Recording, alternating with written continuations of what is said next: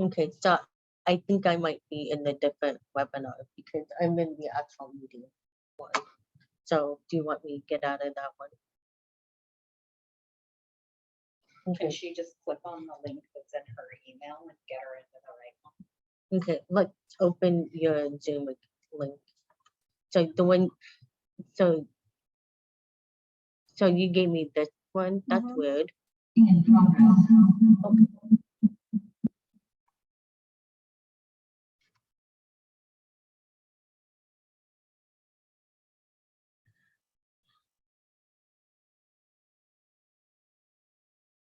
I'm gonna put this on mute. It was, so, hold on 1 second, how come it?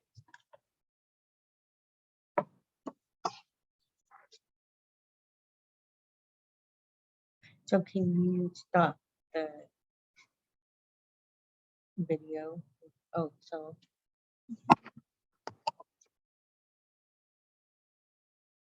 Okay, so then.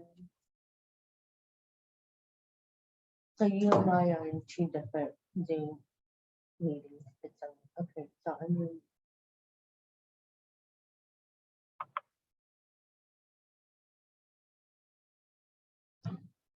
I wonder if you can let me screen share on this. So can you click on this one here?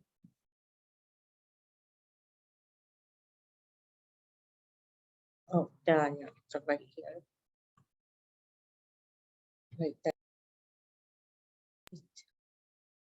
So can you click there, and then can you allow me to be a panelist real quick? And then go ahead and stop the video. Okay.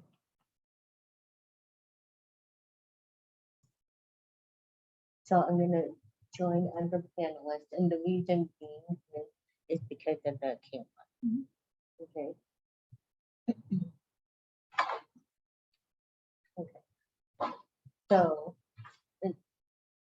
so your computer has to be on mute at all times. So just everything's on mute because you know how we did that. Yeah. So we don't want to have that right now. So I'm gonna start the video for example. Okay. Okay. So this is the one you want to have on. Okay. And then when you're ready here, then you're gonna mute on this end. Okay. And Okay. so then I'm not sure if you're gonna be able to share your screen on there unless because once you go to share your screen on your end, it's gonna I think it might change Can we try it? the camera, yeah.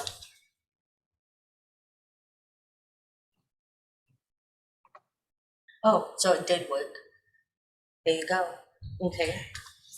So is this the real meeting link or was this the actual practice link?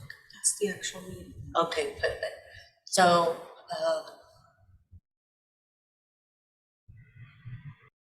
we can hear us, yeah. So I can tell that the volume is good because of this mic here. So I'm gonna go ahead and mute it. So what it is, Medea, if you're in here and you're still wanting to use your computer, so what you have to do is let me join from this computer as a panelist with you to be able to use the camera. Okay. So right now I'm gonna do. So what I'm gonna do here, I'm gonna read. I wonder if I can read it.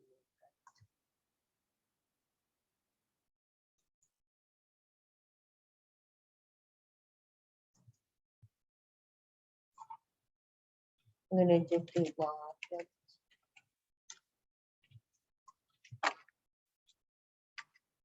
Or should I just do Mike's Fiber's thing? Either way. Just so you know which one to do. You just have to remember the change. Gotcha. Okay. So when you're ready to begin, Medea, just go ahead to start video and okay. And you're good to go. Okay. And then I'll make that. Sorry, they will. Yeah. So, but Okay. probably try. I kind of watched the process. So yeah, it's making more sense. Yeah. So, yeah.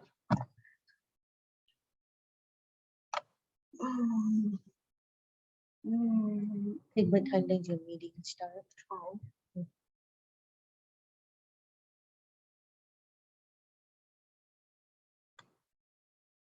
About 10 minutes, we gotta Mhm, share the mhm. screen and then. Yeah, start. yeah. So we Okay. can come back when you get closer and just in case. Yeah. So about 11:55, Shelley 11:50, will I gotta. turn off all the lights and take up. Okay. Okay, thank you. Oh, my goodness.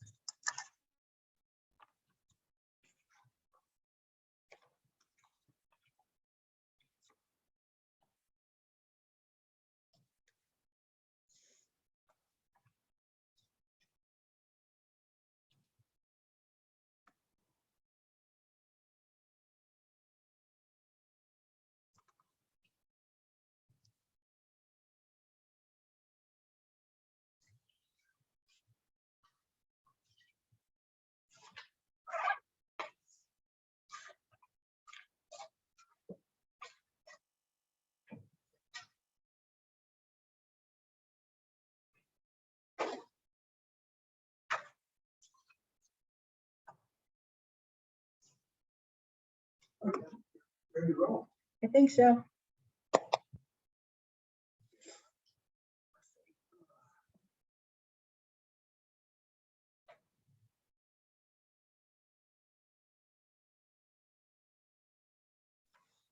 Then, you can share the screen. Okay. That's good. Don't know why, meetings that something like this, but we can. We just have to. It's you there, but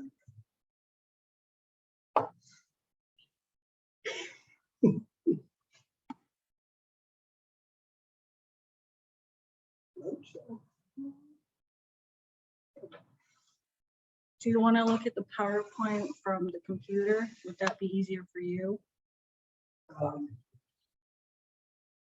I can put it up there. Okay. Yeah.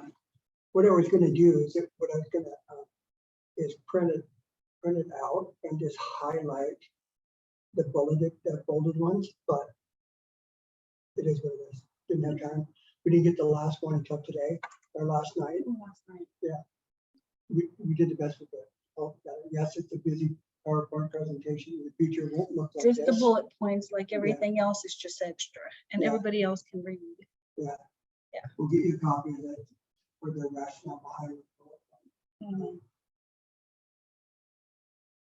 But I kept it updated as I was getting them. Yeah. But I didn't update that with the slides with the What I'm gonna do 22s and. is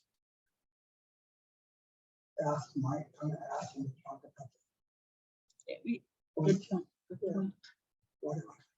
Right. You know what I'm saying?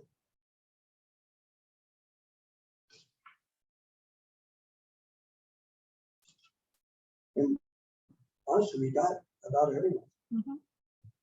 Is now Laura's the one that's not on here, or who's, More, or Patton?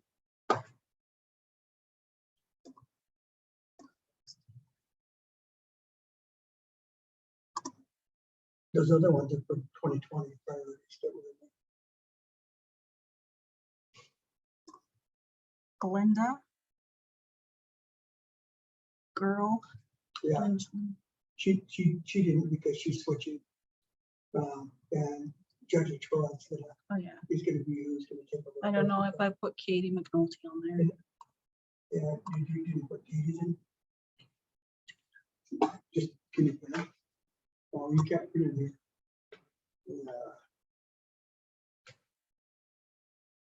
Send her the email. Well, then you have to send the whole freaking PowerPoint, or do you just have to send that? or just tell me. Katie McNulty is for the prosecutor's office, Larry Haskell's. It's gonna be on the slide. Okay, If okay, that that's makes good it, enough. Okay. and just the top, it's not that busy. Oh, this is the way here. Oh, hi, nice to meet you. Yeah, maybe we're gonna sit down. If you already met her? Yes, I Oh, did. okay. We apparently sat in court together once, but that was like right before I left. Yeah. Does anyone come into this room or just all on Zoom? No, it's in person, Oh, it's in person? Yeah. Oh, so it should be. okay. Do you have a lot of people attending it? About. That many. Oh, wow. We'll This sit is back what then. you used to do over Zoom during COVID, right? This was like Or the house. okay, I attended that one a long time ago. Oh, the when Tracy we race. used to be over there, yeah. It's- Oh, yeah, I remember all of Screaming that. match. Yeah. Remember how that was? I did not attend I kinda like- anything after 98, but I did attend everything during. This is way better now, but I kind of like the old one because Joshua sent me. Yeah, it was nice over there at the health It center. it was entertaining. Yeah, well, Joshua sent me. It's He just didn't want like to a go. big He group. just said, he'd always say, just sit next to Larry. Sit next to Larry and vote the way he does. All right. So I gotta sit there As a proxy. and Yeah.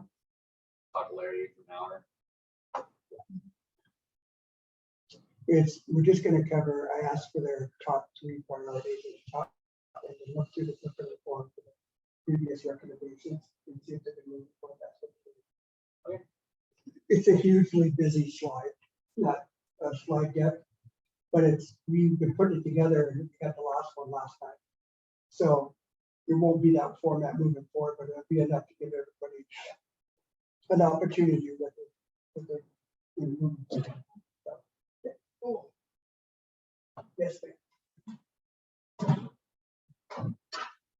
Oh, grab my I want to put this laptop. over here. Oh.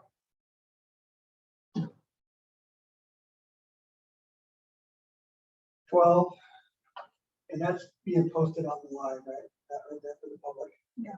And so what I'll ask you is if there's anybody that on the public that wants to speak. If they don't, then we can move on to the meeting. Like I said, for a minute.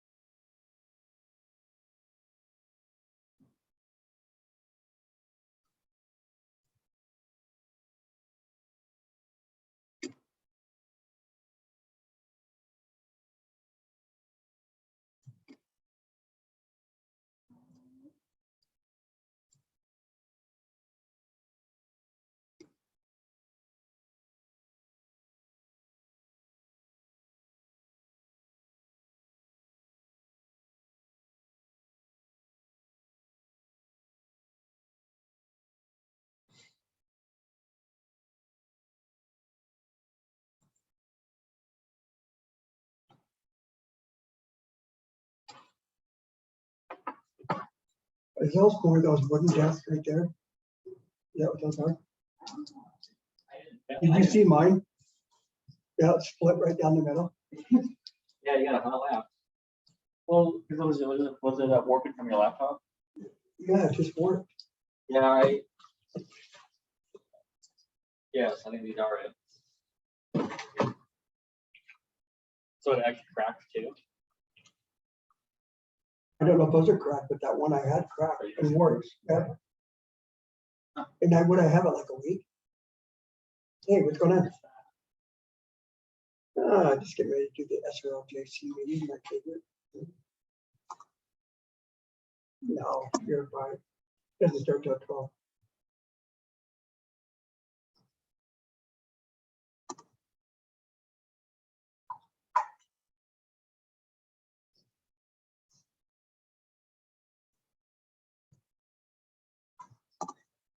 Okay.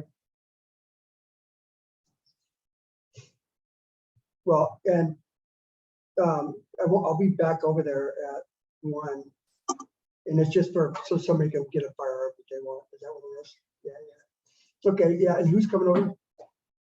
Leo. Okay. Yeah, that'd be fine. Just tell him he probably won't know where to go though. Yeah, that point. Yeah. So tell him. Do you have his cell number? I'll just text you. Are you gonna be around him? Probably not. Okay, we'll just tell him I need to text him when I get done with the meeting. I can just meet him, like maybe outside or something. Okay, sounds great. Bye. Leo.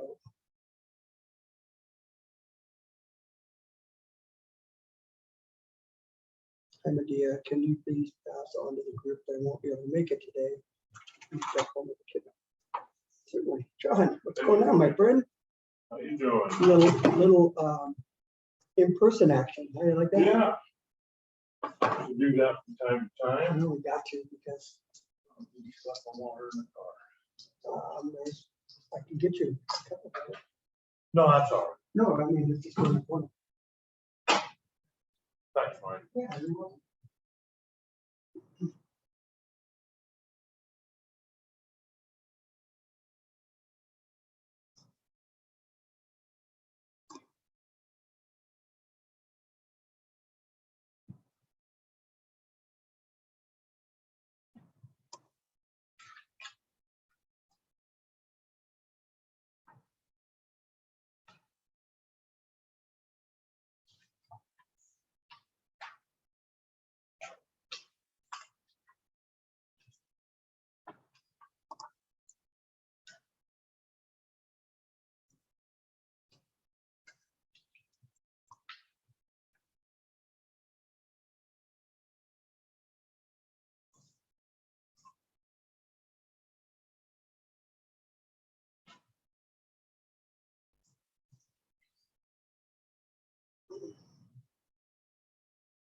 Thank you, sir. You betcha. Just got to get retrained coming in here. Ah, yeah, you're welcome. First and foremost is serve, then all the rest falls out. You know what I'm saying? Okay.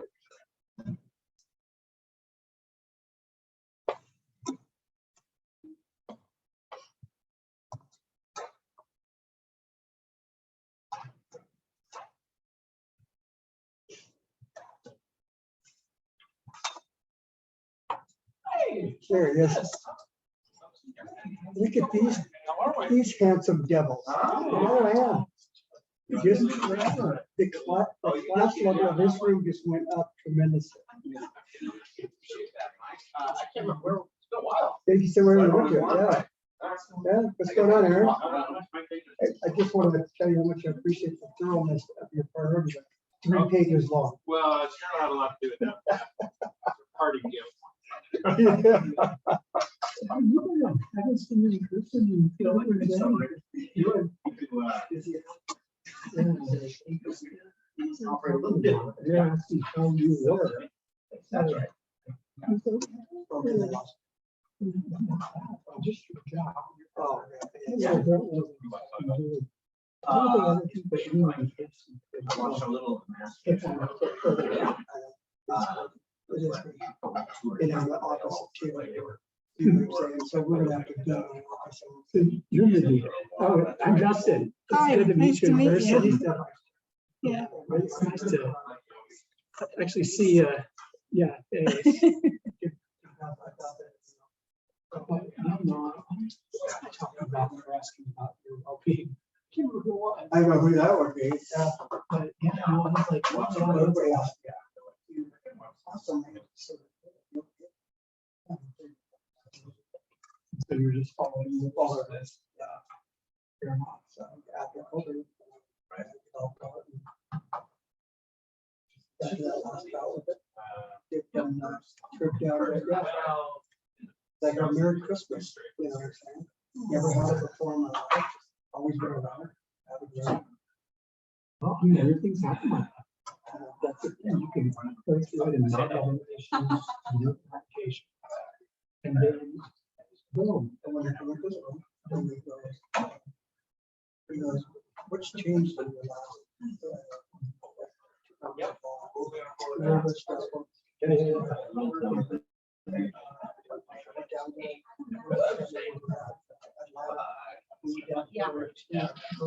Yeah.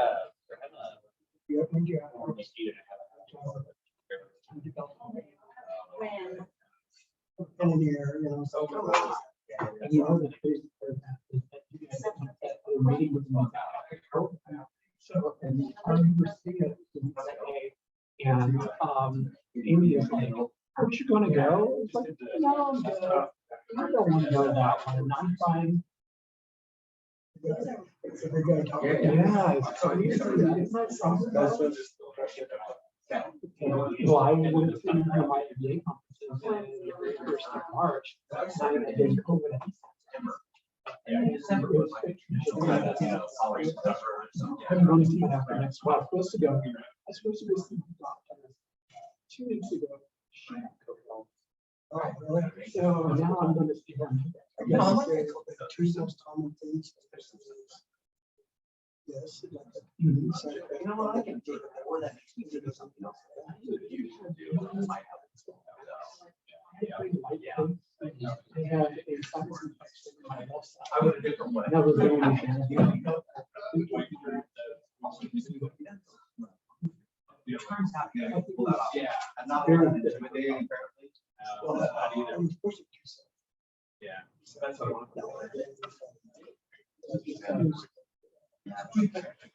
Again. Oh, yeah. I got responsibility. It's once a week, you get into ketosis to stay there, you know, and then eat, take yourself out for a while more. But it takes a while. Do those other things. Hey, Laura. Hey, how are you? Good, good to see you.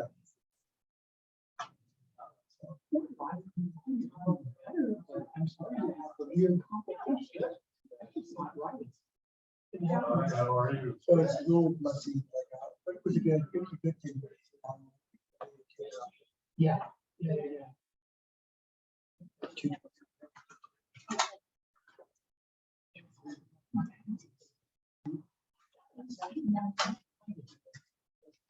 Another month. That's impressive.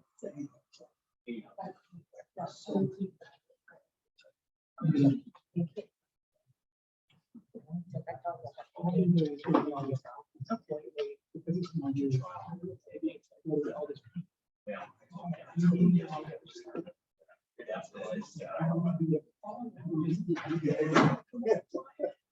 I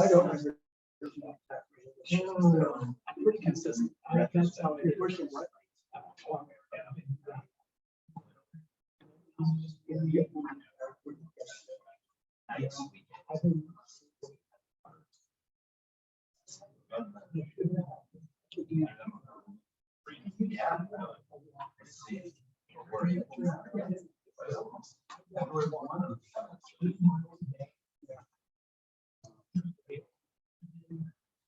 Afterwards, everything, you go back to your routine, you go back to your old way, which is what I'm doing. I'm just saying. Oh, yeah. I'm surprised. Yeah, that's right. I still think it would make more sense. I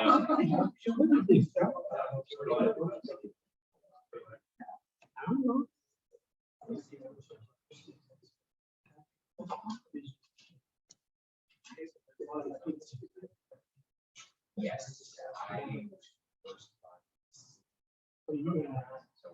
wait a minute? Or Same time. Maybe like 06. Yeah. See, go straight up? Okay, just a couple months later, yeah. Yeah. Okay. Got it. Cool. Yeah. So we're in the same parking spot. I got a spot. see McNulty's not coming. Yeah, but she said her priorities. That's gone. And it just Yeah, says Tim spot, Fitzgerald said it approx. geez, like 210 or something. Here's just the number now. I'm like, We're gonna regain Judge Troy. Oh, no. But I reached out to him multiple times about mine. Yeah. so we sent an email. Apparently there's going to be an email coming out. I think they're trying to make it more You're automated. preaching to the choir. But I sent an email out that said, no, I can't just take it. Because anybody can claim to be You the. need to put it out to other municipal courts. And I said, together you guys need to decide who it was. I'm so sorry. No. That's true. That's true. And then we also lost, Dropbox. our municipal No, I'm police, still out in the woods. Well, Yeah. flats. Simmons. Yeah, unless you go squeeze room there. It's gotta be put out to the municipal police departments, and you guys figure out. You're out. So you got spot. Oh, Zeller But doesn't. that's, No, I he's, think that's what it is is. that Hargan or who? Kevin, like, hey. Yeah. Harden's got the spot right. Yeah. You're number Same two. with this one. Same, they're all, Yeah. they're all the same. They're number 3. But it's just, No, but if there was, we'll say Zeller. Okay, good. Good player. Good player. You might put a message Also in makes the it queue, feel we're good. gonna go. Yeah, you gotta throw We'll him start over. in 5 minutes, just to let everybody know. Drake's Follow gonna him, get us a new guy. You could do a assistant to the by regional. chat. That's Follow what the guy, scroll guy out. She's just a traveling secretary. Oh, yeah. she hasn't opened it yet. There you go. Okay. So we don't have that. Our old guy Joe was awesome. We still haven't got this. We had one Just question Detail because okay, as soon as we submit it, he's We have on the DOC today, Mr. Andrew, Tim sending someone. he's got, Okay. So you're just looking for judges who would not start.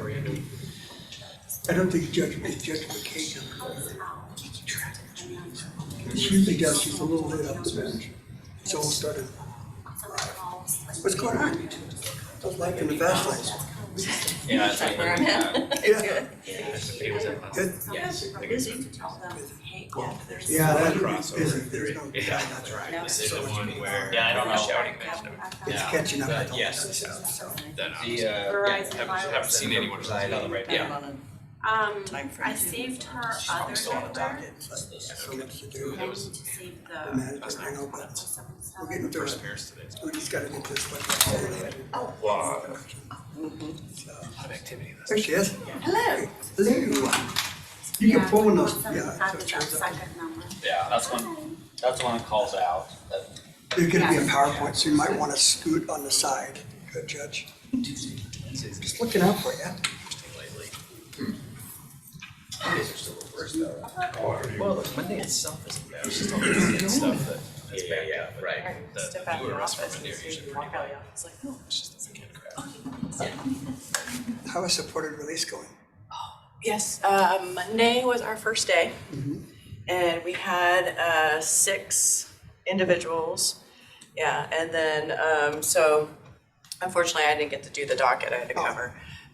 So pro tem, I got him read in on it just fine. And then yesterday, I did the jail docket, and we had 2 individuals. Nice, let's go. So, yeah, but the only, great. Great, but, But- I knew there was a but, there was always a but. I know, we were under the impression that they were gonna be interviewed ahead of time. But the attorney that was asking for supported release, okay, you know, that they're qualified or whatnot, then, you know, we went through that process, great. But then come to find out after the fact that they were then gonna take them in the back and then interview them.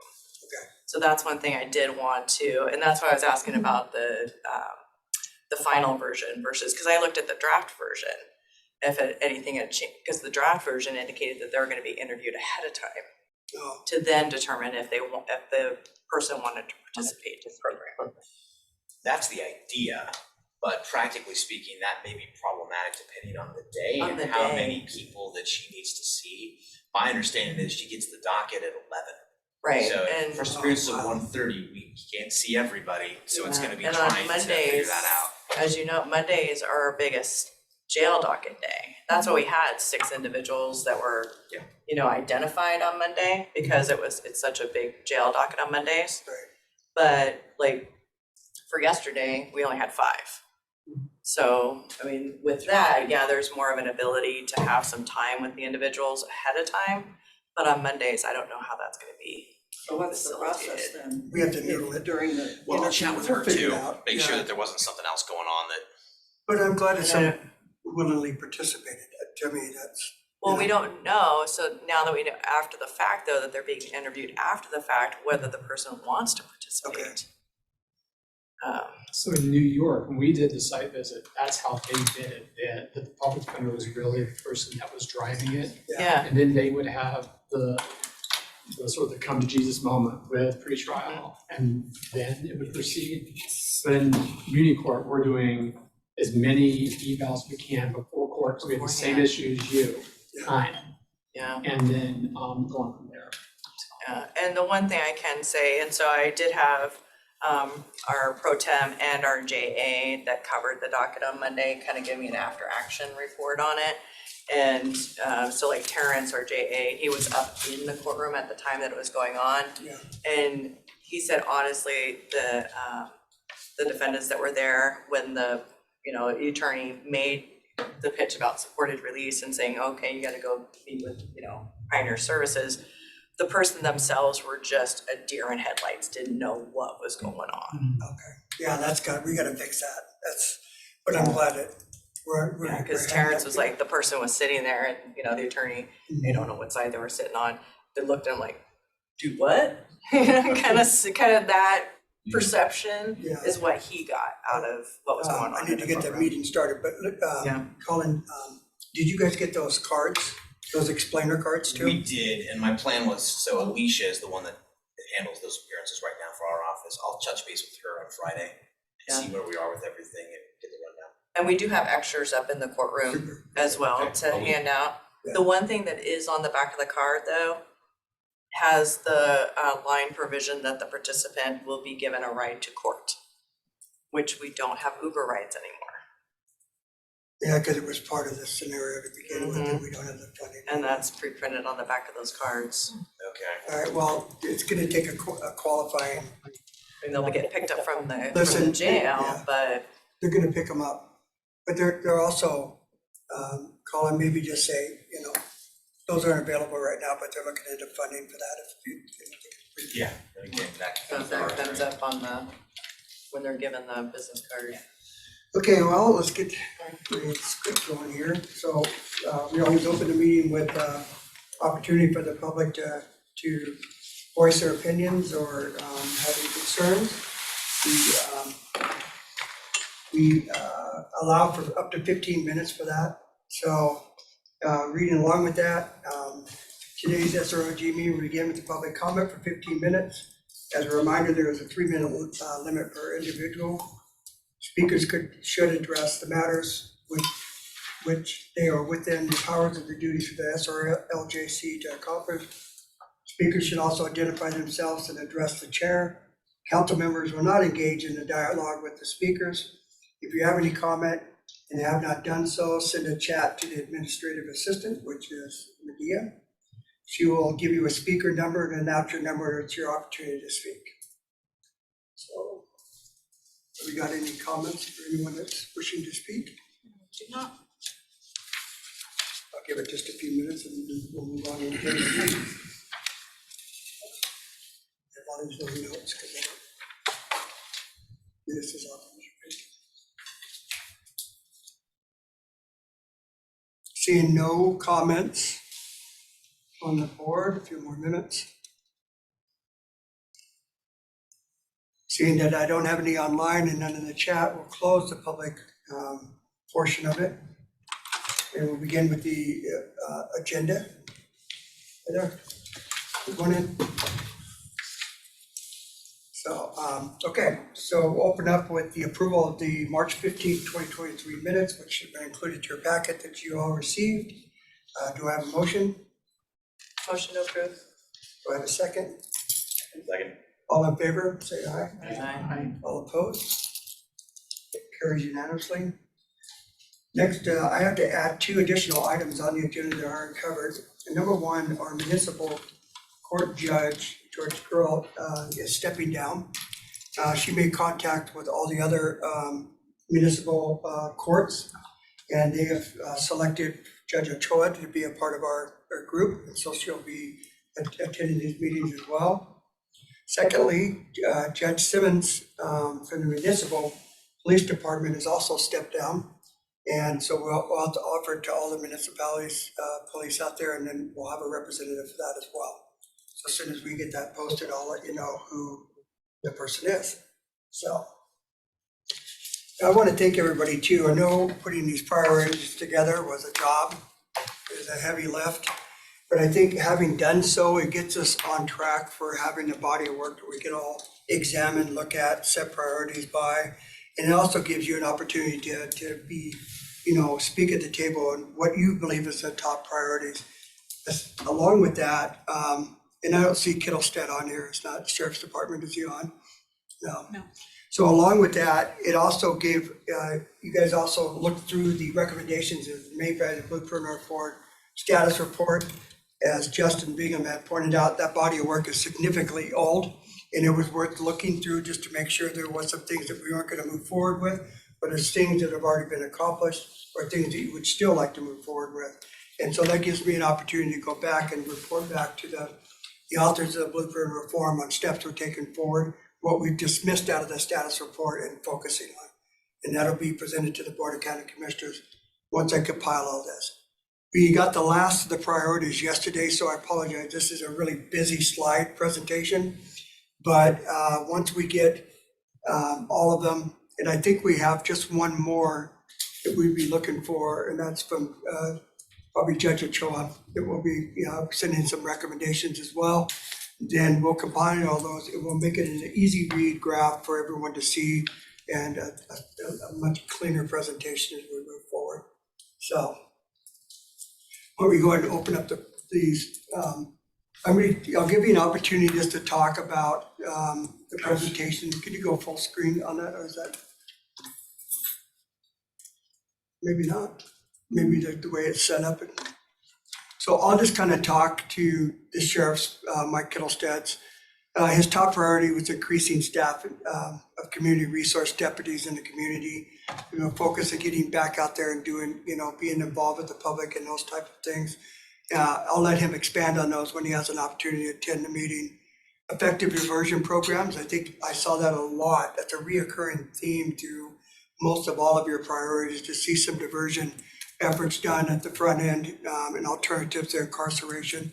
So I see that one as being moved up there pretty well because it's well represented. Sufficient jail space and to begin the booking gross misdemeanors and misdemeanors. This kind of speaks to the point of our SRLJC process that we have, which is a book and release process for those that come into jail. It's frustrating at times. I think that what he's asking for us is to evaluate that process, see what steps that we can make on that as part of the jail planning process. So again, I'll let him expand on that when he's attending. Next slide.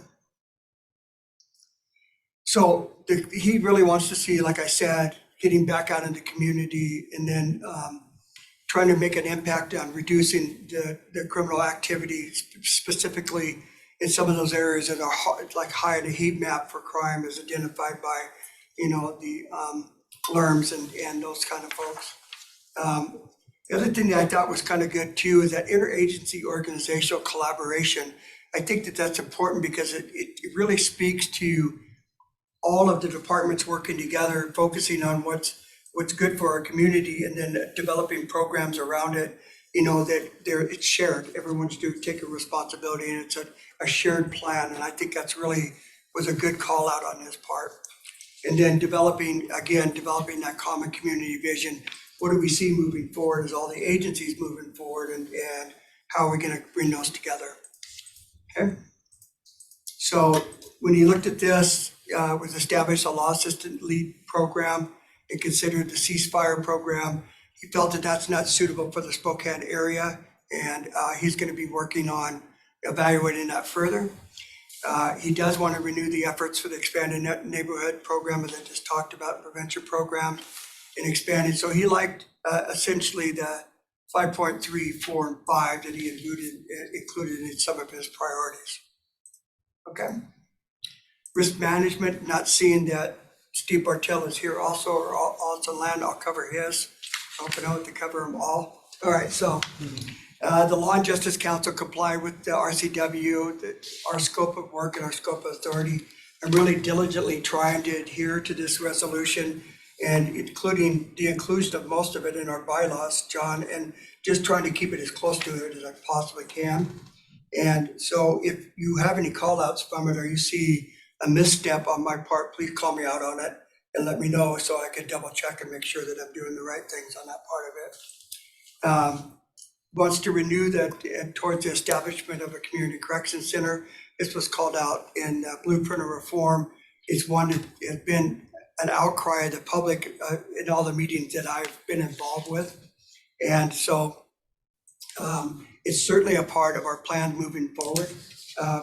Forthcoming, I actually give a presentation for the board on Monday about the new facility, the facility part of it, not the programs and the others that will come in the next meeting, but we'll be reporting out on the facility part of it. And then again, he calls out the Senate bill, SB 5121. I don't know if you had an opportunity to read it, but it has certain restrictions and certain things that are supposed to be followed by the Senate bill.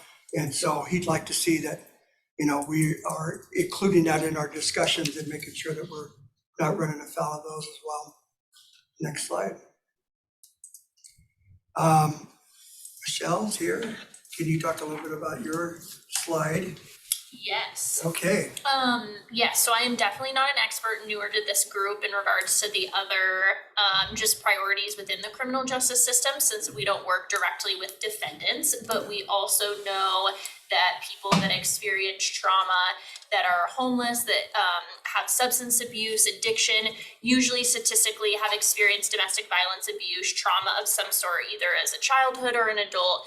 And I also see within kind of the blueprint packet, the very last page is all about race and specifically Black individuals that are interacting within the criminal justice system. So the goals in here are great, but then nothing talks about training in regards to any of those things, of understanding then how trauma presents, how oppression impacts the criminal justice system. So just because you have a system that's reformed, if folks aren't trained within like our internal bias, then it's still going to be a racist system. So that is something that I thought was really important, that just training in regards to all aspects, because otherwise nothing will really be improved because we're not able to shift our mindset then. So that's my slide. Just adding that lens to it, a quick look, and then if the training needs to be wrapped around whatever we, move forward as our priority. I like that. That's really good. I'll give you a copy of the PowerPoint. You don't have to take. Oh, thanks. Yes. I don't want you to have to take a picture of all those and then Okay, next slide. Okay, Carmen Pacheco Jones. This was one of her recommendations from the 2020, and then. She's also been in contact with us as well. So violence prevention, court diversion, instead of you have a common reoccurring theme for all of us. And then reducing racial disproportionality, again, what you just talked on. And I think that we're gonna have a close look at that as well. So, okay, City of the Valley, this is Laura's. Yes, thank you. Well, I'm coming from a little different perspective because we're customers of all your services. We don't contract, so we're not running anything. But from the municipal side, we would like to see a criminal justice system that's run efficiently and effectively, so cost effective for what we're getting. And we're concerned about some of the backlogs in various places. Superior Court has some, a lot of it COVID related, and hopefully we can work, or you can work through it. And so that who's ever in the system gets a quick and fair resolution of their situation and not sitting either in jail waiting for a trial or whatever. We're hoping that this supervision at all levels is adequate. You know, to have probation officers with hundreds of cases is, you know, difficult to have adequate supervision. The release, a supported release needs to be adequately supervised, and so that we don't have people that are out on the streets that are not accountable for what they do, or nobody's checking up on them. And a balance of community safety with the safety of the community and of the victims is maintained. There is at least a perception right now. I mean, things have changed in the last few years, but there is a perception that, you know, there's a lot of people out on the streets that maybe should not be, or there are habitual criminals that, you know, you have somebody commit a crime that's been, you know, had 15, 16, 20 felony convictions, and you go like, whoa, you know, what's up with that? And there are definitely rising statistics on like retail theft, burglaries, you know, catalytic converters. The gang activity has been increasing. So, I mean, from the community aspect, that's a little concerning. So those are kind of the things that we focus on, and just looking at the overall results of the criminal justice system. Yeah, I think it's a great stakeholder perspective. I think it's a great perspective. It kind of holds us to the fire and kind of looking at some of these different things, and, you know, an outside looking in, and, you know, these are 2-year terms, so we're likely, it's going to be a reoccurring theme from all the stakeholders, you know, expressing what they'd like to see from the system, and, you know, offering suggestions and some recommendations for that as well. So super. Okay, next slide. Again, next slide. So this is just a general governance. It was create the regional law and justice, the RJC, and hire support staff. We established in the Law and Justice Coordinating Committee and supporting work groups, ensuring that there is a role for outside agency, nonprofits, and public by furthering community partnerships, which I think is something that we need to focus more of our attention on, is getting the community involved. Adopting evidence-based portfolio and risk needs assessment. There's been a lot of conversation about risk needs assessment, and, you know, whether it has built-in biases in it in some of those, but I think it's something that's worth us looking at as a group, you know, and if that's something that would work across the courts, and obviously, and I think district court, you're using the ORAS, is that what you're using? We're implementing ORAS, so only our therapeutic court right now uses ORAS, but the whole probation department is going to be That's awesome. trained up on that. In fact, the same week of June 15th, when we're at our spring judicial conference, is when the probation officers. Super. Okay. And then establish the semi-annual reporting. That's what I was talking about. When I report back to them, I want to have a list of what's applicable still and what's not, and then our priorities as we see it, so they can reevaluate their status report based on what we're recommending. Okay, next slide, please. There's Aaron's. Aaron, maybe you just want to talk through yours, because you've got about 7 slides. Why is the font so small? I think I said. Just hit the high points. I'll hit the high points, yeah. So Aaron Stromberger, Pretrial Services, if you haven't met me before. Yeah, we're looking to expand our diversion program, which was echoed by some other folks. We've got the capacity. We have room for many more people. We're trying to screen them on the front end instead of waiting for these cases to go through the system a long ways, and then we kick them out to diversion. We've been working with Katie McNulty and then the Public Defender's Office trying to catch these on the front end. There's been kind of a hang up there. We worked on this for about a year, pushing names out like, hey, these guys would be eligible for diversion, but it just didn't really gain much traction. So we're looking to kind of, I'll talk with Colin more about that, but just flag folks on the very early initial end of the pretrial phase to get them into diversion. And then we're working right now on just creating an online presence for our department. We're kind of tucked underneath the public defender's webpage right now. People really don't see us on the website. And we're also working on doing an online public defender application, which is a really good low barrier option for folks who want to apply but are afraid they have a warrant and don't want to come down here and get arrested. You know, whether or not they actually have a warrant, it is a barrier. So that's something we're working with the IT department right now, is just to be more visible and more helpful to connecting people with their public defender. And then, is that? Yeah, That's awesome. it's being built right now, so we're talking with IT. I'm hoping this summer we can get kind of a beta out and testing it internally, and then we'll report more on that, but yeah.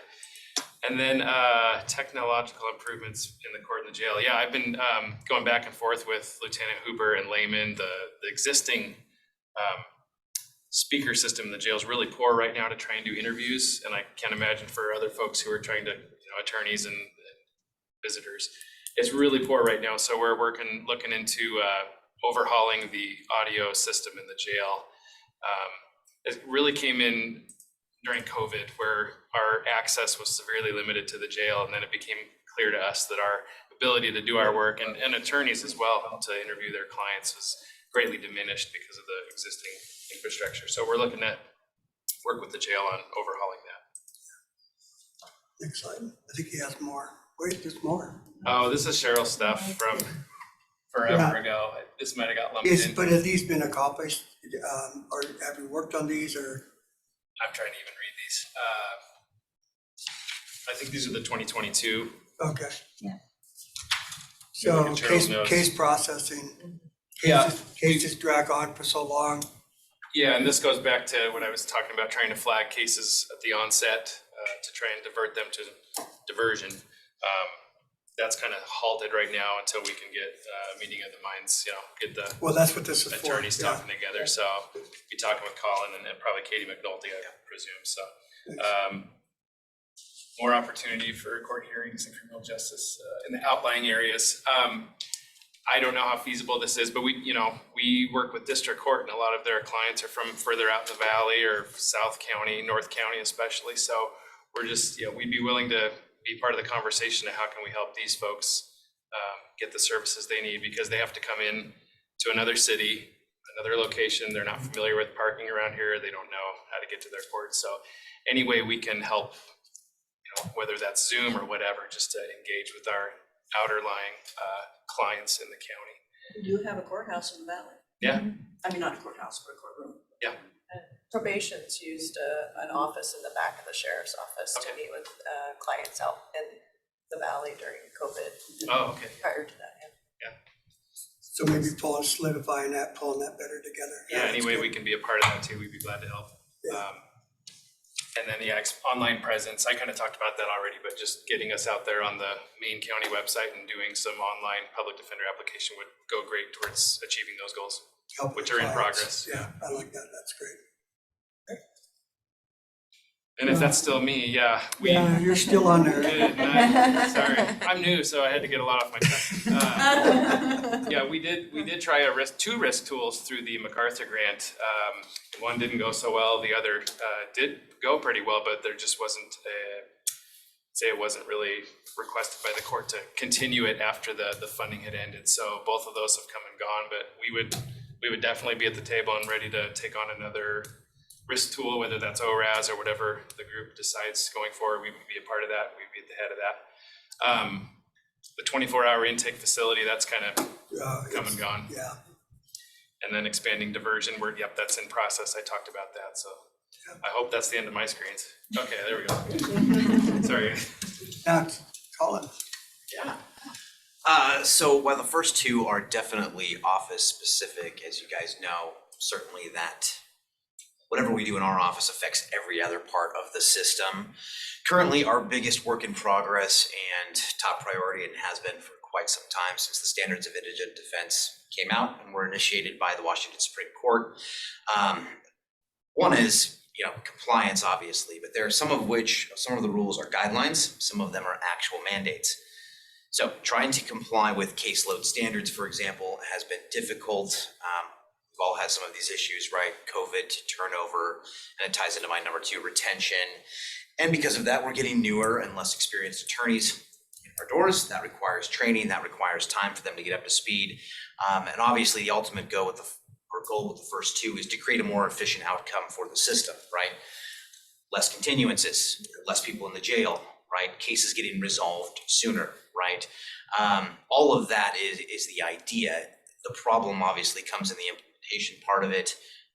Like I said, we're working on it. We're almost at full capacity. We have about one more attorney to So that will help. Nice job. Yeah, so we're getting there on that front, but the training part's still gonna be an issue, and that ties into my number 2. The number 3 part, and from what all I'm hearing here today, kind of ties in with everybody else. I would love some diversion programs. There's some excellent models in other areas that, Mike, I know you know, and Justin, from some of the meetings we've had over the last year. There's bail reform ideas, there's mental health diversion programs that are rapid. There's one in LA County that's, I think, unbelievable, but I'm still researching it. So the idea, obviously, on the third one is we can satisfy the immediate goals of the ongoing day-to-day stuff, is to get into some more of the broader, what can we do for the system at large, aside from just doing the best job we can in the public defender's office. Yeah, that's good. All right, these are. Yeah. So, Mike, I don't know if you got my email on this. For some reason, I was having difficulty putting the number into the Excel spreadsheet. Okay. I listed both of these as in process or planned, but it probably requires an explanation. As you guys may know, Securus was implemented to try to help improve communication between attorneys and the clients that we have in custody at the jail. There's been some logistical and technical issues with Securus, but aside from that, along the way of its implementation, there's confidentiality issues. Securus can't seem to get around that.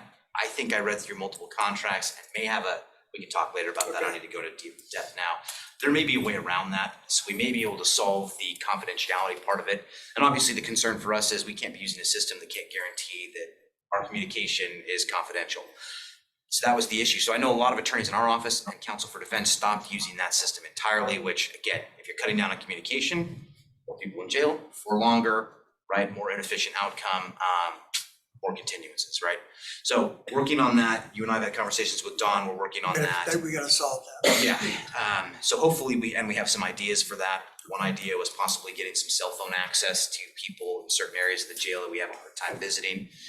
Because as all of you probably know, we can go in person and visit them, which is typically the best method anyway, but we can't call them. If they're at Geiger, we used to be able to call them, we can't do now because of infrastructure. Now it's scheduling a Zoom meeting. That's a delay of usually a day or at least a half a day before you can set that up. So there are still communication issues, so I would list that as a work in progress, but hopefully we've got some resolutions coming. Like I said, we gotta get that ironed out. And the second part of that is a get along communication, Mike, just real quickly. We used to have a designated room that we could meet with clients, go over body cams or discovery that you can't see or put through the glass very well. Yeah. That's still an issue, but you and I can get with Don on that. Yeah, we'll get Don with Don. Figure that out. We gotta do the same for you, Eric. You get that. There's gotta be a solve on that. I know we went through a COVID period and we're still experiencing COVID, but I think that there's opportunity for us to create a safe way to do that and still get involved with it, so. Okay. Jen? Or Judge, I'm sorry. We do it like, all right. And so I was able to put in the numbers kind of, but thank you, Medea, for working with me on this. The Excel spreadsheet did not work well with me. No. So let's see. Oh, I can read it. Okay. Where are we at? Okay, yes, so implementing ORAS, as I indicated, they are planning on having a training while we're at judicial conference here in June. The probation department is hiring an additional probation officer to help with caseload counts as well. So our goal is to get ORAS up and running and to have our priorities are DUIs and domestic violence, and then from there certainly other types of offenses that would also tie into that connection with potential violence, reoccurrence of violence, and or recidivism. Is municipal court also using? Yeah, we've been using ORAS as well as a whole suite of different tools, and we've started the exact same spot the district is going to start, which is with DV and with DUIs, and we're now expanding it. So it's very, very similar. I know that there's been a lot of good collaboration between those two departments. Super. Okay. As indicated, our therapeutic courts were already using ORAS, but now we want to expand it to all the courts. That's awesome. Yes. So of course, it's the cost of additional probation officers, which we did get authorization and are in the process of hiring an additional probation officer. And then of course it could go into staffing as well. Yeah. And then on the eve of implementing the supported release, so when, yes, when I wrote this up, it wasn't there quite yet, but yes, as of Monday, we've started the supported release. As indicated, it was a little bumpy on Monday, according to the pro tem and our judicial assistant that was there. Yesterday, again, it was a shorter docket. Today, I think I have less than 10 on the docket this afternoon, so we'll be able to report more. But again, just, you know, some little things along the we'll get through. So, It's gonna be good. yeah, big process with the whole supported release, though, as I indicated on the back of the card, it said, yeah, clients were gonna get rides to court. One of the most successful programs that we've had that has come out of MacArthur funding was the Uber rideshare program. I mean, and we've got the numbers to support it, and I'm sure, Justin, you've got the information too, and the city did contribute. I think it was about $10,000 to the program, maybe a little bit more than that. Yes, at the end. But unfortunately, the funding did run out. But I mean, we had, I can say, one of these successful programs implemented was the Uber Share. Yeah, that was a really good program. It was really, and so what I had from the numbers and that I brought with me too, it was approximately 100,000 that was spent within the last year on that program. Most of that was the MacArthur funding.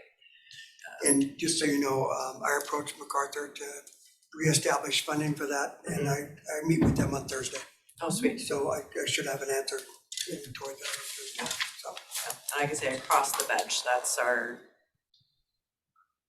pitch. If you want to go back, sorry. Gotta go back one. And then come also as far as additional staffing for Geiger. Geiger, unfortunately, as you know, has only males out there right now. Work release is only on Fridays. You know, so there's several programs or programming that was out at Geiger for diversion programs that just had to, well, one, go away because of COVID, and then two, the staffing issues out at Geiger. And then also as far as additional staffing for pretrial services, because there was a lot of programs that pretrial services would do on behalf of district court that now they cannot do for district court because of staffing issues. Yeah. Well, a lot of it, we did monitored release for district court for quite a while, and then when the funding went away, we had to let those positions go. Yeah. Oh, you're talking about the ones that were funded under MacArthur Correct, grant yeah. previously? Okay, Yep. yeah. Do you have any stats? I don't mean to interrupt you, Judge. Do you have any stats or anything that I can use to support that? Yeah, I can have Diane dig those up. Yep. And so we are really limited on our pretrial release or diversion programs because of these other entities, these other services. And then in addition to our mental health therapeutic court, our DUI drug, intensive supervision treatment court, and our veterans court, we'd like to get our DV therapeutic court up and running. We do have a dedicated domestic violence docket, but it's not a therapeutic court docket. And so that's where we'd like to go. That as to our therapeutic court for DV holistic approach. Yes. That's awesome. And of course, that would then add on additional probation officer staffing, prosecutor, attorney. But you know, that's the intent of this, is to throw our resources where we need them the most, and then develop a strategy for it. Mike, on that issue, we received grant funding from OAC and an earmark that Representative Catherine Horse Rogers and Senator Murray was able to get for us that's sitting out there. So municipal court, we've been in the planning process on a DV, we're calling it intensive treatment court instead of therapeutic, but it's essentially a therapeutic court. And we're going to hopefully launch that in May. And we assume it's going to be very small because we're focusing on high risk, high needs people that want to engage in treatment. City Council gave us some money as well to supplement that to help the probation department, because the judge is exactly right. You can't do all of this additional work without investing in the people on the supervision side to help people through the process if we're going to have a therapeutic court. So we're very interested to see how many people want to opt into this, because our court's not going to be It's not a mandatory. Yeah. And so the mandatory thing changes it it's a very different, it's not really therapeutic if you make everybody go into it. So it's very interesting. We just got back from going to Kansas City, which is one of the mentor courts. So it's, maybe if you wanted to touch base with our bench to maybe collaborate on that, see what they're doing. I think that would be a great thing that's good for the whole community. Yeah.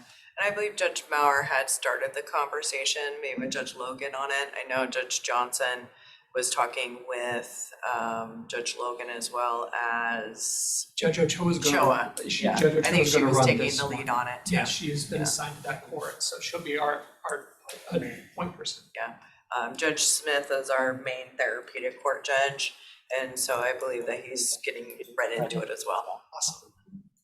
I've been playing phone tag with him for like the last week, so if you see him, call me on my cell. I will let him know, yes. Okay. And so this was previously Judge Maurer's top three. I would note that, and I did meet with her as to get some additional background as to what her thought process was on these three.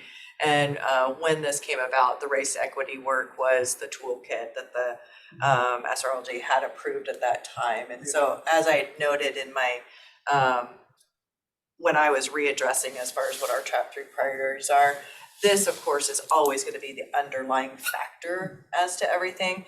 But still, as far as listing out what it is that we can do specifically with the court as to realigning those top three. And then of course we still have jail diversion options, and then FTA rates and programming to further reduce warrants, which we have a lot of things in place now, which unfortunately, like one of them was Uber rights. So that ties into kind of what we've reestablished as our top three. Okay. Thank you. All right, thanks. Well, this, I know you've got a proxy for Tim, right? Okay, go ahead. So our first is reduction of paper use. We do have e-filing up and running. At this point, we're currently trying to work on a couple ideas to try and get criminal paperwork electronically too. We want to put scanners in the courtrooms and some other ideas that we're coming up with, just so that paperwork is staying with the clerk, and to help with that processing of the paperwork, so it moves faster. It's more of a smoother turnover than what it currently is. The processing goes a lot faster that way. It From what does. I'm understanding, it was a huge step in efficiency, so Yeah. that's good. LFOs, there was some errors that were made by AOC and DOC, so we are currently trying to come up with a process to deal with those cases. That there was notices sent out that shouldn't have been sent out on expired cases. We are working with AOC and DOC now. Hopefully within the next week or so, we'll have a process down on how we're going to deal with all those cases. Okay, about how many LFO cases you guys? I heard it was about 5,000, but I'm not sure about that. Totally sure about that. But I heard that's about how many cases that we will have to hand go through.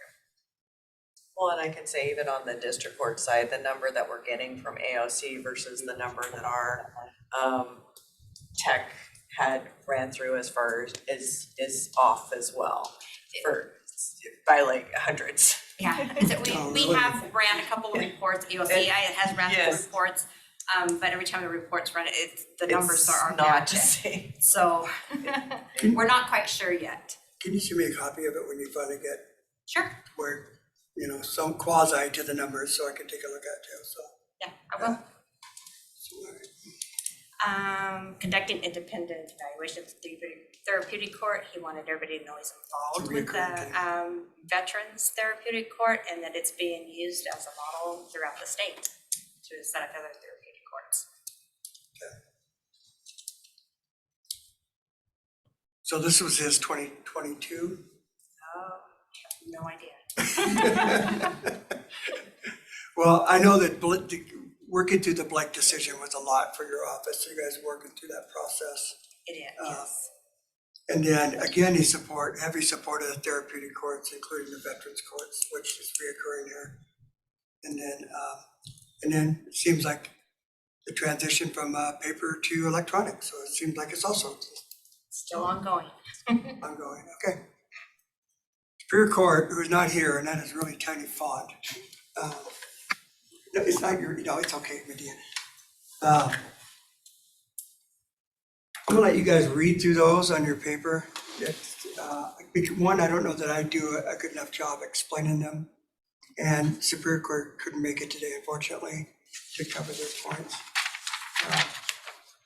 Again, staffing, having the correct amount of staff. Get the case adherence to the case processing standards. That's been something we talked in our felony, group too, is how do we get back to what was adopted by Superior Court, at least quasi, get close to it, and then work on those higher cases back, depending on what the continuance levels were and that. So it's gonna take time. It's not gonna happen overnight. We didn't get there overnight. It's not gonna be corrected overnight, but certainly working on the backlog that Laura's talking about and kind of looking at those cases, working backwards towards case standard. It's gonna take some time, but it should be well worth the effort. So, okay. District Court, blueprint reform. This is the overall court one. Eliminate reform efforts carried out by Spokane Juvenile Court. So Oh, okay, I can speak back on these. Okay, so this is mine again. As far as in the updated indicated that reform efforts, much like what juvenile court has, I just wanted to point out that we do have a very robust therapeutic court with mental health, with veterans, with ISTC. And so the update didn't necessarily call that out. So I don't know if it was specific, as it was courts in general, but for district court, I think we do have that in place. The update was kind of more of a general statement and I don't know that necessarily applied to district court. Well, I'll give the explanation when I give it back to them. And just say this is what's been accomplished. We're trying to do the best we can. And then on the next one. Avoid unnecessary court hearings. So yes, both of this, it has been addressed by a court rule now since the update was in place. There was a couple amended court rules that have come around, but this one in particular, as far as SRLJ 3.3, there's a new section in that F1 for which defense attorneys can sign on behalf of their clients for the scheduling orders. And district court has always accepted scheduling orders off docket. And they can email them to the JA and have it processed by the judge electronically to be filed with the court, so that will eliminate the person's appearance in court. With the amended court rule now, it even solidifies it even further that the defense attorney can just, note on behalf of their client, submit it electronically to the judge, we sign it, client doesn't need to show up in court next week or the following week. So that has been, I would say, completed just even by the amended court rule. With the pending charges in more than one Spokane County-based court.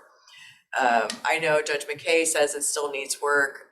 I was more on the end of it's not because of certain jurisdictional issues that comes along with, felony filings versus misdemeanors, gross misdemeanors between Superior District and Municipal Court.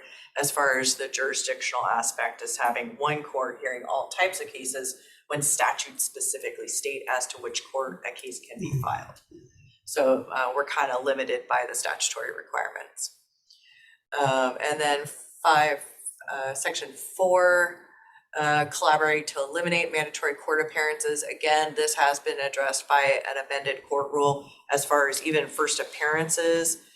There are 2 mandatory physical presence of a defendant at first appearances for domestic violence and DUIs. Well, even with the amended court rule, they can appear virtually. But of course, the defense attorney has to get that set up ahead of time. But even on those, it's in the court's discretion to allow them to appear virtually. Let's say there's, some other overarching, community safety issue that we do need to have them physically present in court, but the court rule does allow us to have those also to appear virtually. Also, I would note that even on arraignment hearings, anytime a defense attorney files a notice of appearance, they can enter their not guilty plea on that notice of appearance. I know it's not the practice of the public defender's office, but private defense attorneys will include that not guilty plea in their notice of appearance, then their client doesn't have to show up for arraignment. And that's on non-DV, non-DUI charges. So, and I don't know if that's something to take back to your office and contemplate, but I don't know why it was ever a practice with the PD's office not to include that not guilty. I just know in the private defense bar, we did so that the clients didn't have to show up to court. That's good. And then section 5, minimize issuance of warrants. That certainly came in now with the amended rule that defense attorneys can assign scheduling orders. Clients don't have to show up to court, therefore they don't fail to appear for court, don't get a warrant. Uber rides. Yeah, exactly. We have text messaging reminder, not only through the public defender's office, but also through the courts.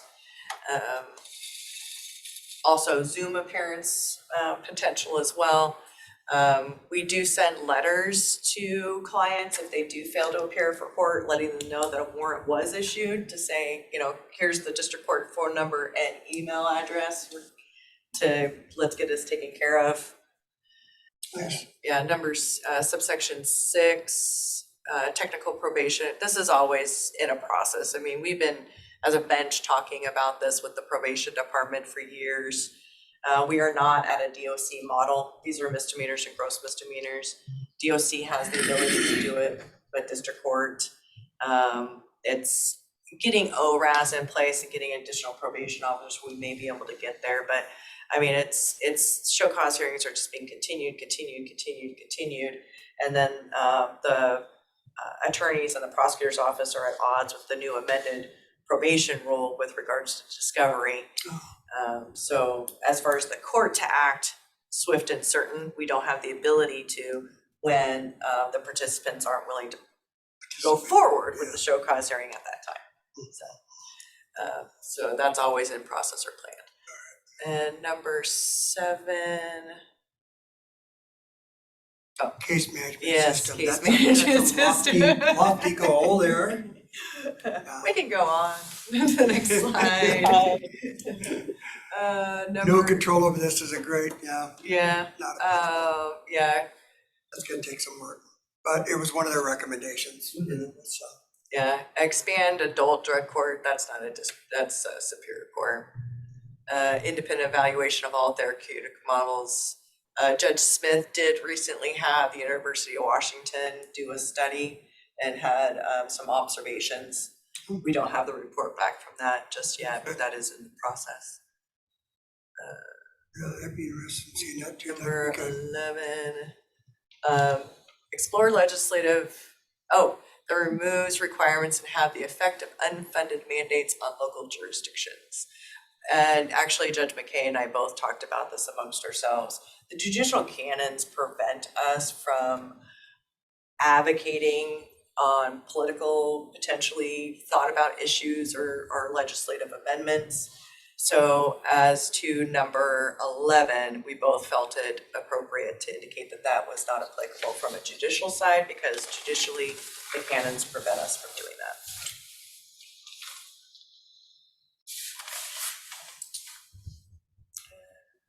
County Prosecutor's Office. This is, Katie couldn't be here today. His top 3 were, construction of a new community correction center. Again, that's been a reoccurring theme throughout. More staffing throughout the justice system, which I think we're experiencing right now. Everybody indicating that they need some increase in the staffing and what that looks like.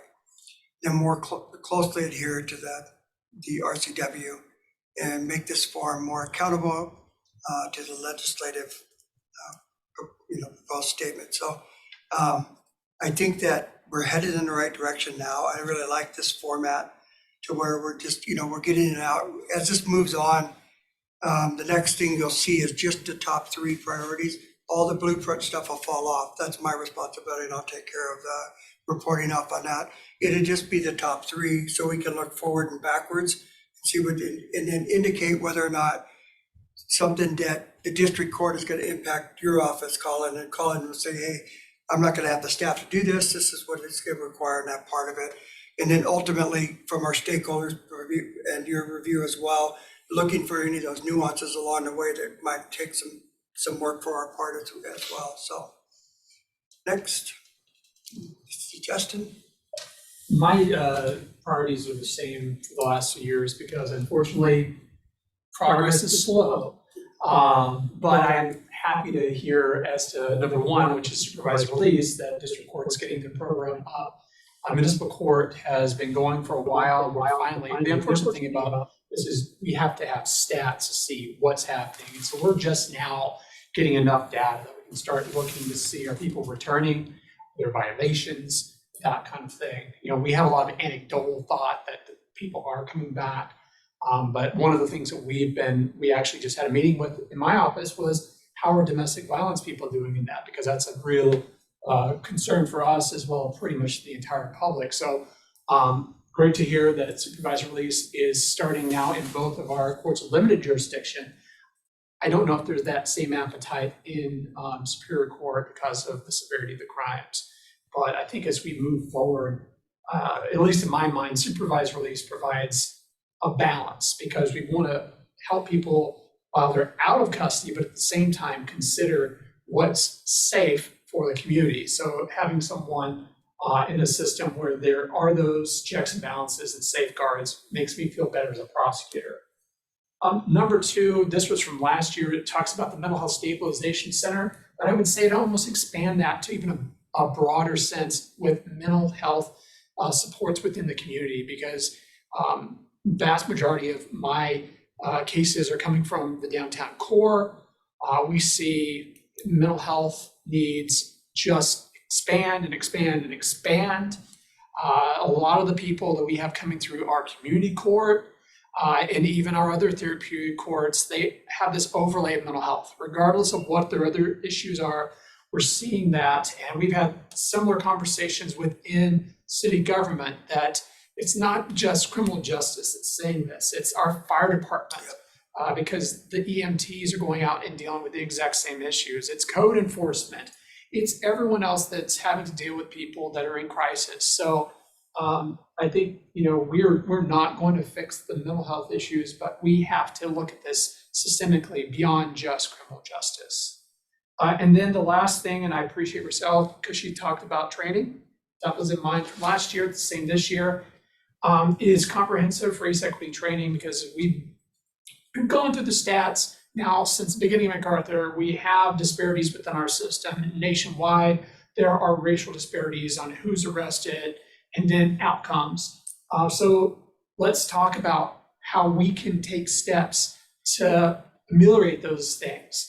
And then also race equity checklists and process. Superior Court put that on their list. We as a group passed that as one of our priorities, that when we look at new projects, we'll go through this checklist. We'll have a conversation about how does this work when it comes to race equity. That was one of the things that Judge Maurer was very passionate about. She and the sheriff were able to collaborate and get it done through this group. And I think we really owe them the fact that we'll actually use it, because as we go through this process, we're gonna have recommendations, and we're talking a lot about a new jail or community correction center. We need to have that conversation as we discuss where that lands. So my ideas unfortunately are very similar, but I will add, if I could add a fourth one that is sort of in waiting, and it's the Blake fix that's coming. We in municipal and district court may receive a large swath of new cases. If the Blake fix goes as most likely it will, those possession charges of controlled substance will be gross misdemeanors. And depending on how they put the bill together in conference, it may be that there is a mandatory drug court component, or it could be that it's suggestive to the prosecutor. So that, I think, we don't know. The assumption is that it's gonna pass, something's gonna pass. There's a lot of push to get that passed. And that will not only just affect our 2 courts, but it will affect everyone else. Collins' office specifically, those cases have not been charged in the last few years. I know that law enforcement want this tool.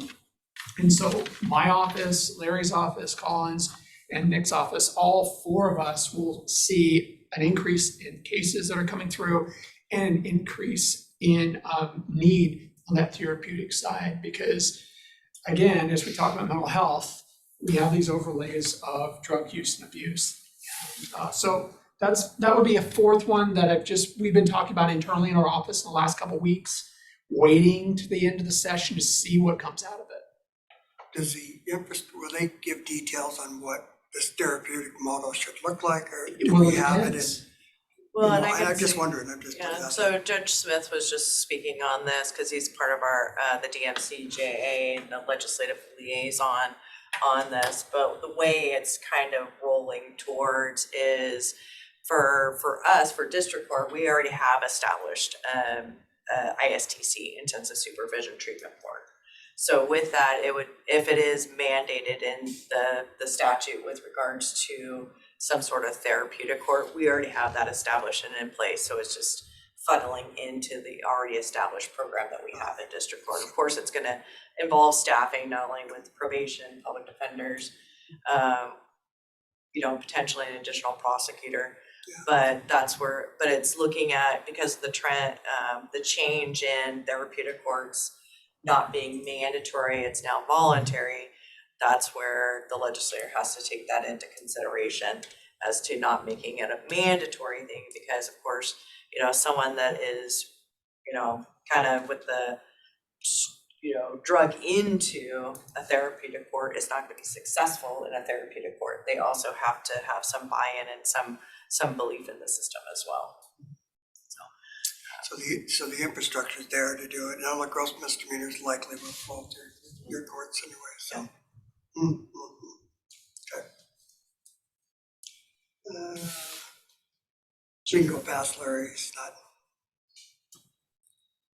So I went through these items and just wanted to maybe touch base on them really quickly. Okay. The first item that was in the blueprint talked about disclosure of information to the defense in a timely fashion. Go back, I think it's like. No, they were good. It's on This is this it. one, okay. The right spot. Okay.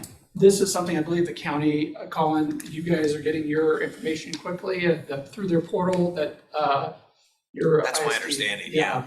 It's been working pretty well. So I believe the same thing goes for the private bar. This is where on the city side, we do have more work to do. We have an e-court system we put in place. Our public defenders get all the discovery within seconds. It's just instantaneous.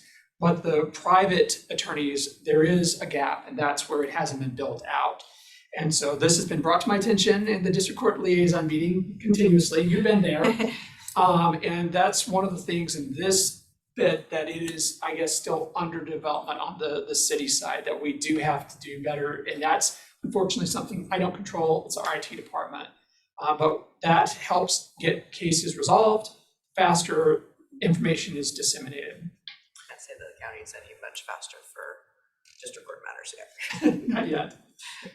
Number 2 on that is a driving license program. As everyone in this room knows, our licensing program ended at the end of 2020.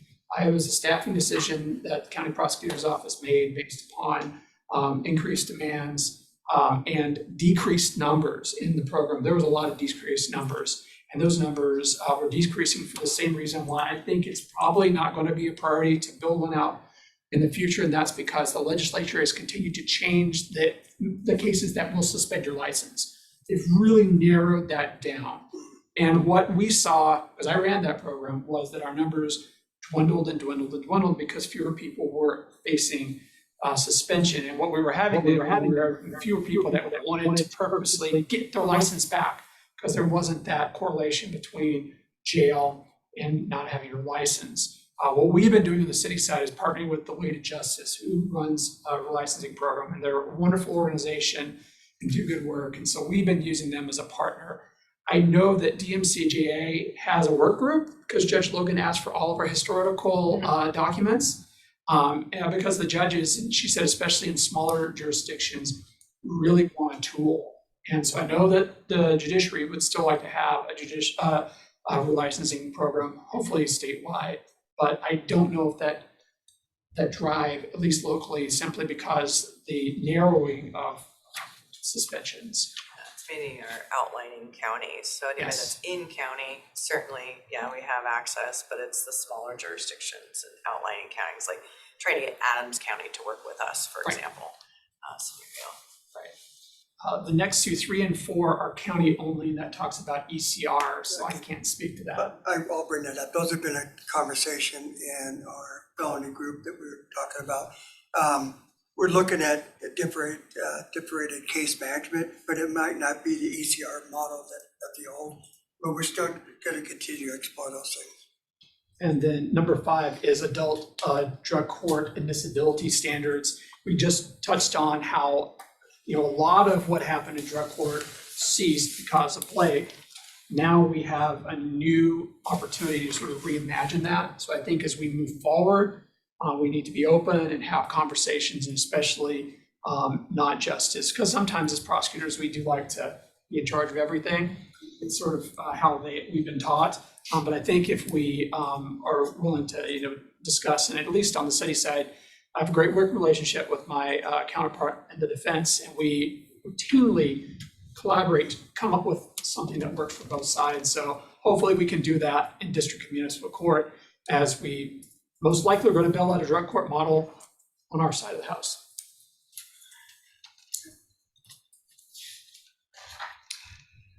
So this is a lofty goal, and that's integrating all the coordinated case management system, as we just talked about earlier. That's a large goal. It's like would have a tremendous amount of work behind it, provided by our IT department. And so it's on there because I think at some point we'd actually like to get to some kind of a integrated system that does some of this work for us between the courts and the prosecutors and the public defenders. That's, you don't have to reach out to SCOMUS, you don't have to reach out to Discus, you don't have to reach out to to get your answers. So kind of like a warehouse for that. But it's going to be one of those large ticket items down the road. The standard program performance report is something they wanted out of all of us. I think that we as a body just work as a body instead of, this performance or that performance or, and so we come together as a group and then report on the things we're working on. And I think that's, go ahead. The performance measures subcommittee that you and I were on. Yeah, it went nowhere. It just fell off. But because we identified a bunch of KPIs that we thought were important and just lost traction. So I will tell you that I don't know if any of you have met Diane Lindquist, but she's a statistician for our department. She's amazing, does amazing work. And so she's building out a platform on a couple different dashboards that we will have for you guys to review, but we're not close yet. But once we do, it has some KPIs in it, it has some reporting out, but it's just information just reported out based on data. And so everyone can take a look at it. If you see something in, again, it's going to probably be a few months before we get that put together and able to present to this team. So, okay. Again, create a community correction center, develop alternative sentencing programs, ensure greater coordination of transport and scheduling. That does take some attention. I think we need to look at as far as the way the jail is moving those folks back and forth. There's different dockets are set up different way. I think you guys are still alpha docket, is that right? Yeah, at a district and municipal court. It's totally different for Superior Court. It's something that I want the team over at Detention Services looking at, working with the judges and you all to make sure that we've got the best scheduling method and we're working within us, the boundary. Because I know in particularly district court, and I'll say municipal court, there's some longer queues that take place that aren't necessary, and how to address those long queues to get to finish to your court quickly so the judge isn't waiting for them and those type of things. So we're also going to be evaluating those type of things. So, Okay, next slide. That, the top one was one that they had made a recommendation on, combining city and county probation into one department. It's come up several times. You know, again, it's something that we can look at down the road. I didn't see that emerge in all the 3 top priorities for everyone. So I think it's just something we'll evaluate down the process here. The needs risk assessment process sounds like it's headed in the right direction, at least for the 2, the municipal and district court. And then, you know, there were some conversations with Superior Court how to follow that. Collaboration with law enforcement, Mike had brought that up as one of his top 3 priorities. The number 4, that continues to be an issue, and it's not going to get solved unless we, you know, I don't know if there's any technological things that we could do to make that easier on them. If there's more geographical things to make it easier on them, or, you know, can they report from a different location via Zoom? You know, those type of things, or a kiosk set up, and maybe some of the community centers around there's a lot of options for that. But we certainly would be interested in making it a more manageable level and not just throwing people at it. But you know what I'm saying, so. And that's with implementing ORAS and with district court across the board during COVID, as far as looking at what cases specifically need to be on probation, closing probation on those cases that didn't need to be there. So trying to work together, and I look over at Medina because she was one of my probation officers, working together to say, let's close these cases out. They don't need to sit on probation to reduce her caseload.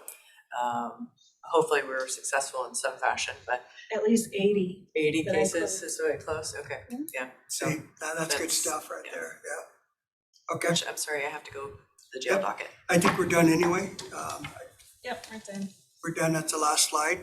So, John, you didn't have a chance to talk about your priorities. I've been waiting. I want to hear them. I missed you. Waiting So, patient. thank you, Judge. Yeah, I appreciate So it. basically, what my concerns are and my comments are what everybody else has been talking about in here from time to time as we have this meeting. And so I'm really concerned about the diversionary opportunities, okay? Therapeutic courts. I know Warrant Fest has gone away. So, you know, a lot of this has to do with the whole COVID thing, you know, detention services program to increase, but we're in such a shift right now with Geiger, and I don't know how we go forward. I'm just expressing my concerns. The Right To program, I heard a couple comments on funding issues, probably from the MacArthur, where things have gone away. So the last sentence in our minutes that we approved today says the goal being to use them, what we're doing today, to use them as recommendations to the Board of County Commissioners. So we got some big things coming up in November. And the last report that we did, status report from 2022, had a part of the Excel was estimated cost. And we talked also about some statistics that might be available to each organization that's seated here. And so what I want to be able to do is make recommendations to the county commissioners with regard to some of the statistics that we're dealing with, some of the areas of concern. And I wouldn't mind seeing some costs go to them. Now, I know there was an email or a comment got made, let's not talk about cost, but I want my commissioners to be able to implement the things that we've talked about at this meeting and take that into consideration as we come to November, and our voters are going to make a big decision. And I don't want some things to fall through the cracks. Are you all tracking with me on that? Because I It think supports the effort. yeah, it really does. And so if we keep that in mind about the vote that is coming up and the concerns that we have where it seems like, you know, we're just struggling. I'll say again, man, a lot of why we're still struggling was the whole COVID issue. It just came at a really bad time. And then we lost a little bit of money on, or some programming on through MacArthur. And so I would actually like this to be some kind of a little nudge from this advisory council. That's what we do, is we just advise to nudge the county commissioners in the direction to make sure we have some money for the things that we've been talking about for a couple of years. And I think this is an opportunity to do that with the county commission. I think they want to do this stuff, but I think they need some support statistics that they can take to the public that would, say, yeah, you guys need, the whole community needs to get on board. It's gonna be a tough one. I'm upset about the rise in my property taxes, and I think everybody is, but I really support what we're trying to do in November, and we can play a part in that, I guess is what I'm saying. You will play a part in it. That's part of the strategy, is to develop this model across, and then make some decisions on it. And then, some things like integrated IT, that's way down here. That's gonna take a while for us to do and put together, but there's some money on the right-hand side as you go through this. Left-hand side for the debt service, right-hand side would be what's left over from the debt service, and it grows exponentially, right? We need to target those things with this committee, what our priorities are, and then line those out and have a strategy for it, just what you're saying. Yeah. And so this is an important document that we're working on, an important tool. Absolutely. So. Yeah. So I guess open table, is there any open comments that you like? Is everybody okay so far with how this is being structured? It'll make more sense as it gets planed out. I had to get the heavy minutia done up front, but as it planes out, it'll be a lot more clear to all of us where we're headed, so. Mike, what are your next steps? What do we need to do to assist? So, thank you. Next steps are going to be, I'm going to take out all of the blueprint information that was included in the PowerPoint. I'll focus on that to get a report back to the authors of the blueprint of reform and report back on them. And then the top three priorities will be listed out on the whole justice system as a plan, including stakeholders. I also have a block stakeholders part of it, and you as well, John. And then what I'd like to come back to do is to look at those just top three and you all look downward and upward to see if any of those, and note the impacts that any of those would have on your department. If this were to change, this would have additional staff requirements on my side of it and so forth. And then we come back, we try to develop a strategy. I meet with the board in May on the programs and this. And so what I want to do is have a good idea from you, the practitioners, what your priorities are you see going into this next year. And so that's what I want to report out at that meeting, is that. So I will get that to you as quickly as we can. We'll turn it around probably the next week or two to try to get you guys to take a look at it. We could do that by email. I don't think that has to be necessarily an in-person meeting. We look through it. If we have to convene a Zoom meeting, somebody raise their hand and say, yeah, we need to meet over this, because if they do this here, it's going to cause me significant issues down here as a priority. We need to be able to look frontwards and back. We're all partners in this, and we need to look for those opportunities. So that's my next steps, Justin. And unless you have some vice chair that you got to bring up as well. No, I just know what your timing was. And are we meeting next month? Is that your plan as well? Yes. And whether that's in Zoom or in person is up to you. I like in person personally. I do too. Can you say that in the same sentence? But I like that. But we could do it by Zoom if you want to. But I prefer this method for now. One more thing I We just forgot have to so mention. many important things we're working on that, Diana Lindquist, she is a wonder worker. Oh, She remembers a lot. She's our statistician, and she has just got a mind that wraps around, and reports from her, or any overlays that we can get from her that she could put together. She just does amazing work. well, and I will say the same thing. She definitely can put together It's in her what you blood. want. Oh yeah, she's very, very good at what she does. So is our May meeting before or after yours with the DOCC? That's to be determined, because I have to go on board availability and fit it within those things.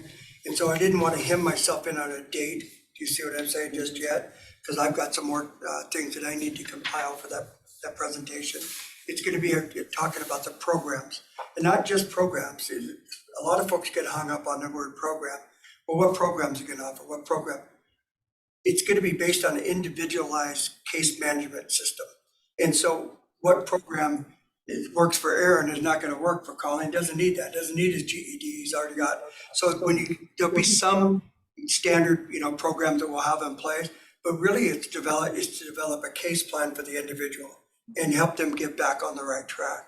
So it's outward facing to the public, and it's inward facing, having them like CPS come and do some reunification classes, internal, you know, so we can get them reinstituted with their children, whatever the process is.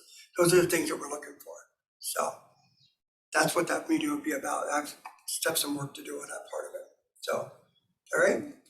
Anything else? Good to the cause? Guys, this was a good meeting. This was very productive, and I appreciate all the hard work that you guys have done, and we'll certainly get it put together for you. So, all right. Guys, have a good day. Thank you, everybody. What is the actual date of our meeting? Is it the same second week or whatever? Good deal. Got it. So I presume it's on the. What date in May? May 10th. May How are 10th? you? Yeah, May 10th. Well. Yeah. You want a copy?